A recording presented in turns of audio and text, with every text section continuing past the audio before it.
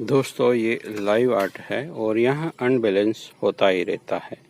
अगर वो ठीक करना आ गया तो आपका प्लांट बहुत ही जल्दी शेप में आ जाता है।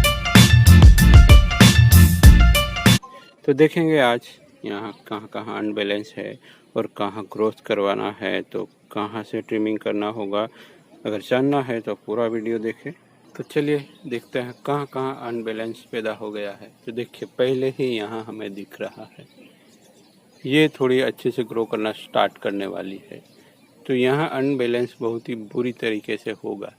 तो यहाँ हमें ब्रांचों को मल्टीप्लाई करवाना है, अच्छी बात है यहाँ है, बट यहाँ हमें सेक्रीफाइस करनी होगी क्योंकि यहाँ आधे इससे भी कम डिस्टेंस है। ऐसा हमें कहीं भी नहीं चाहिए। और यहाँ से भी डिस्टेंस कम कहाँ से हो रहा है वो देखना होगा। ये भले ही हेल्दी ब्रांच है, हमें इन दो ब्रांचों के साथ जा सकते हैं क्योंकि यहाँ आधा डिस्टेंस यहाँ से कम हुआ है। तो डिस्टेंस कहीं कम करना है, कहीं ज़्यादा, यहाँ बढ़ाना है, यहाँ कम। तो हमें ये ब्रांच हटा देनी है।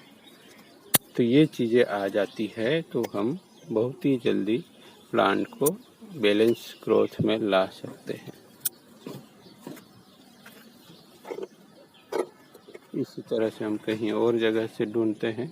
यहाँ देखिए, और यहाँ वायर बाइट भी ज़्यादा हो गया है क्योंकि हमने कभी ग्रोथ के लिए भी छोड़ा हुआ था इस प्लांट को। ये नया ग्रोथ आया है, देखिए ये पहला पिंचिंग, दूसरा पिंचिंग, पुराने पत्ते से पता चलता है।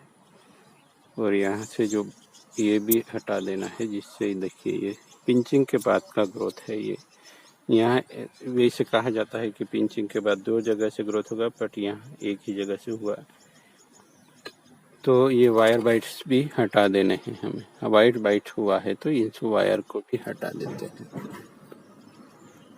क्योंकि यहाँ बहुत ही ज़्यादा वायर बाइट हो गया है। तो इन सब बातों को ध्यान में रखना है। और जैसे जैसे हम क्लियर होते जा रहे हैं, मैं वायरिंग भी कर रहा हूँ। और नई ब्रांचों के वायरिंग में थोड़ी सावधानी रखनी होती है क्योंकि चटक सकती है।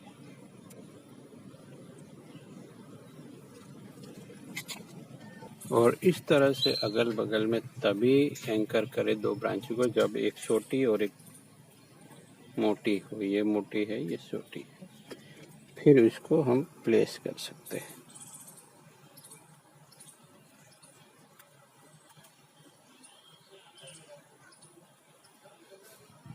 तो इस तरह से एक प्राइमरी स्ट्रक्चर बन जाता है। यहाँ भी वायरिंग कर लूँगा मैं। दो ब्रांचें क्लियर की हमने यहाँ।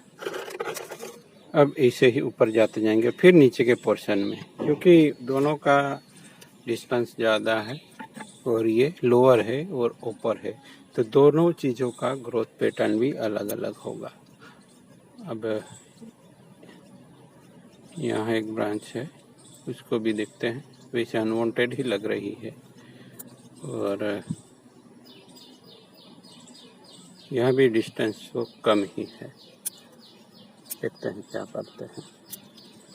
अब यहाँ थोड़ा वायरिंग लगेगा, फिर देखते हैं उन ब्रांचों पे क्या असर कर सकते हैं हम। यहाँ मैं पुराने पट्टे हटा रहा हूँ और वायरिंग शॉर्टकट देख सकते हैं। यहाँ से डायरेक्ट मैंने यहाँ वायरिंग कर दिया और यहाँ से यहाँ नहीं किया। और इन दोनों ब्रांचों को मैं कर रहा हूँ वायरिंग। ये निकाल देना चाहता हूँ क्योंकि ये दोनों के बीच में अंतर कम हो जाता है। तो ये निकाल ही देते हैं, देखते हैं क्या होता है। पैरेलल भले ही हो जाए, कोई दिक्कत नहीं।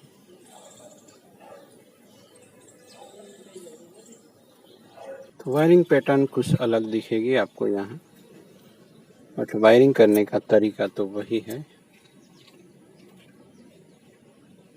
तो सभी ब्रांचों में पिंच कर दिया गया है। अब ये ग्रोथ करने दिया जाएगा इन सभी ऊपरी पोर्शन को। और यहाँ मैंने कॉम्पैक्ट वायरिंग करने की कोशिश की है। मैं क्लोज वायरिंग करता हूँ, उसका फ़ायदा ये होता है, इस तरह का फ्यूजन देखने को मिलता है। तो आशा करता हूँ आने वाले वक्त में जल्दी ही यहाँ भी कुछ ऐसा ही देखने को मिले। अब लोअर पोर्शन में प्लांट को देखते हैं, क्योंकि प्लांट को हमें बैलेंस ग्रोथ की ओर ले जाना है। तो यहाँ कहीं अनवांटेड ब्रांच तो नहीं है, वो देखना है। और जो टिप बची होगी उन सबको हमें निकाल देना है। तो देखिए यहाँ ग्रोथ स्टार्ट हुआ है। अब क्या होगा, यहाँ हमें उछाल लाना है ग्रोथ में, क्योंकि ये ग्रोइंग सीजन है, तभी हम एडवांटेज ले पाएंगे। तो अब यहाँ वाइगर ग्रोथ स्टार्ट हुआ है, तो हम उसको ये देखते हुए कि कोई ज़्यादा वाइगर ना हो जाए, उसी के हिसाब से उसको ग्रो करने देंगे। और ऊपर के पोर्शन को हमने ट्रिम कर दिया है, तो ज़्यादा से ज़्यादा न्यूट्रिशन अब नीचे के पोर्शन में मिलेगा। तो ये बहुत ही बढ़िया, इस तरह से इनफॉर्मल अपराइट कह सकते हैं, और ये सेमी कैस्केड हो सकता है। तो इस तरह से, और ये साथ में एक रूट ओवर रॉक भी है।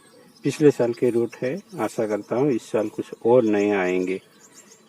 तो यहाँ देखिए यहाँ कैसे बैलेंस बनाएंगे हम। तो ये जो ब्रांच ऊपर जा रही है उसको हम नीचे करेंगे, और उसको जो ग्रोथ में कम है उसको नीचे करते हैं। तो क्या होगा, इसमें न्यूट्रिशन ज़्यादा जाना चाहिए। तो ऐसा मैंने जनरली देखा है, तो ऐसा ही कर रहा हूँ मैं। यहाँ तो सही लग रहा है, तो उसको मोड़ के फिर से थोड़ा हाइट पे ला देता है, ये छोटी ब्रांच को और बड़ी ब्रांच को नीचे, और उसको भी थोड़ा नीचे की ओर कर लेते हैं। देखिए यहाँ ब्रांच कहाँ है, यहाँ और यहाँ। तो यहाँ ज़्यादा ग्रोथ है उसको नीचे, और ये कम ग्रोथ वाली ब्रांच को हम ऊपर की ओर रखते हैं। तो यही करना है, तब कहीं जाके हमें ग्रोथ मिलेगा। तो ये चीज़ें एक एडवांस टेक्निक कह सकते हैं, अनुभव से आती है। तो यही अब नीचे के पोर्शन में एक बहुत ही बढ़िया एक कैनोपी डेवलप हो रही है। ब्रांचिंग भी बहुत ही बढ़िया है, देखिए। तो इस ब्रांचिंग को बरकरार रखना है, तो हमें इस तरह का अनबैलेंस जो था उसको मैंने ठीक किया है। यानी जो ग्रोथ कर रही थी उस ब्रांच को नीचे की ओर मोड़ दिया, और जो नहीं ग्रो कर रही थी उसको ऊपर की ओर किया है। तो ऐसा 1 ईयर पहले भी वीडियो में भी कहीं कहीं दिखने को मिलेगा आप लोगों को।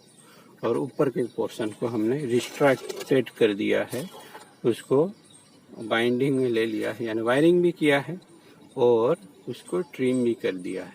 तो यहाँ भी जो ब्रांचें ग्रो होगी वो मल्टीप्लाई करेगी, और नीचे भी थोड़ा ग्रोथ होगा तो ये थिकनेस में बढ़ेगी ब्रांचें। तो चलिए दोस्तों, आशा करता हूँ वीडियो पसंद आया हो, और कमेंट करना है, लाइक भी कर सकते हैं, सब्सक्राइब भी कर सकते हैं। Thank you for watching.